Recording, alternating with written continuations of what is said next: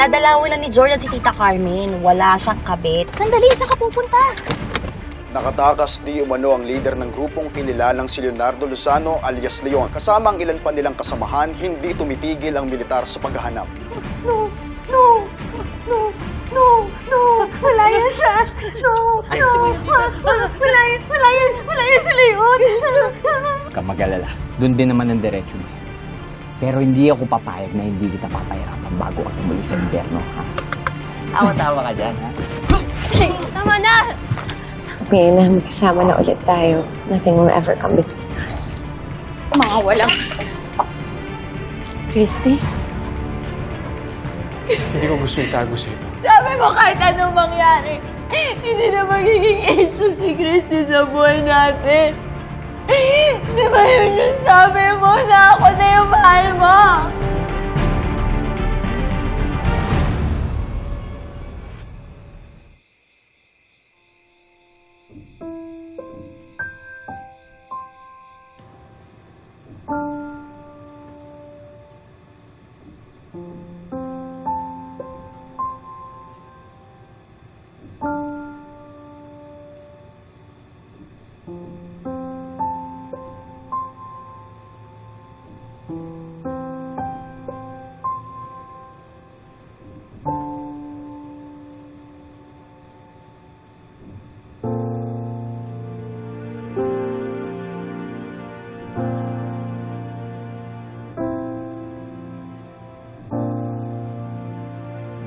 Kaya nga.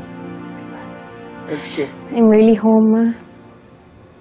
Wala pa rin talagang nagbago sa bahay natin.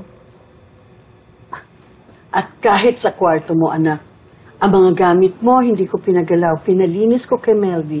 Oh, which reminds me, kailangan kong i-check. Iwan ko muna kayong dalawa, ha? Jeff, thank you. Sige po, tita. Thank you, Ma. Sure.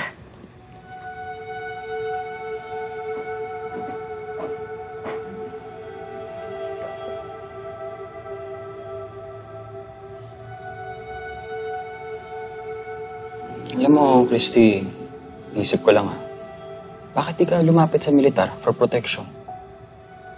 Pwede ka nalang bigyan ng debriefing, counseling, anything you need na at makakatulong sa'yo after what happened to you. Yeah, I know, Jeff. Pero kasi, simula nung bumalik ako, wala na tayong ibang pinag-usapan kundi yung nangyari sa akin. Honestly, pagod na ako maging topic ng conversation. Pwede kayang iba muna? Okay, fine. Kung ayaw mo, hindi kita pipilitin. Kung may gusto kong topic na iba, game. You can ask me anything. Sige.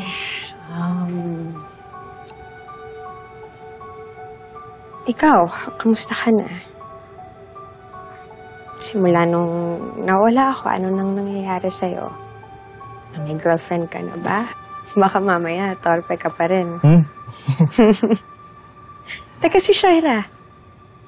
Ano nang nangyari kay Shaira? Ha? Single ka ba? Let's just say na it's complicated.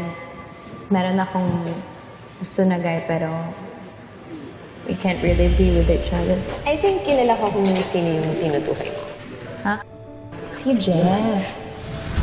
Kasi nung gabing yun, napag-usapan ka pa namin ni Shaira bago dumating yung rebelde. Nakaligtas naman siya, di ba? Oo, nakaligtas siya. Nalalayan niya pa si Jordan nun. Oo, ligtas naman si Shaira. Pati nga si Leslie Okay naman silang dalawa. Thank God. So, inamin mo na ba sa kanya na gusto mo siya? Sayang naman kasi, munti ka na siyang mawala sa'yo nun. Wala Hindi naman kami masyado nakikita na pagkatapos na nangyari yun. Wala nangyari. Nag-move on lang ako. Sayang naman. Para sa akin pa naman, sobrang bagay niyo.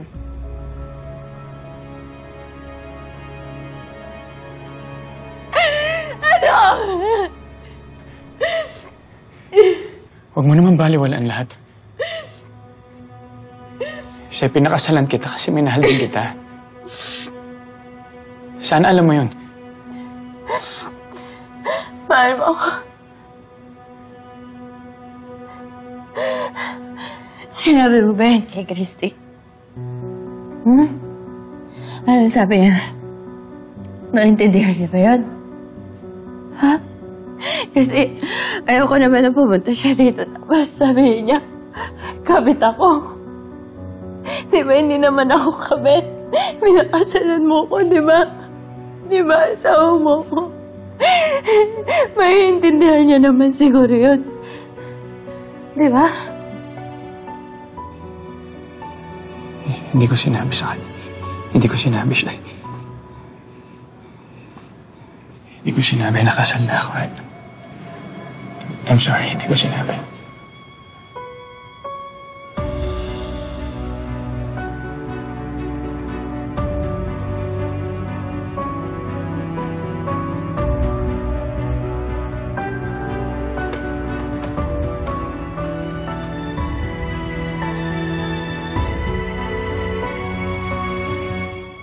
Ate Meldy, kwentuhan mo naman ako tungkol kay Tori.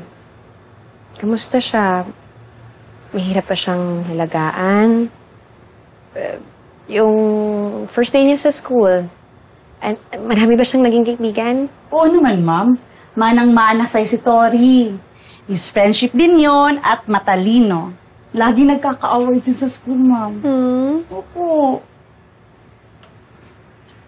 Yun, pancakes, kaya paborito pa rin ba niya yun hanggang ngayon? Okay lang. Pero mas paborito ni Tori yung cupcake sa laging niluluto ni Ma'am Shaira, ma'am. Binabaon niya pa ngayon lagi sa school, eh.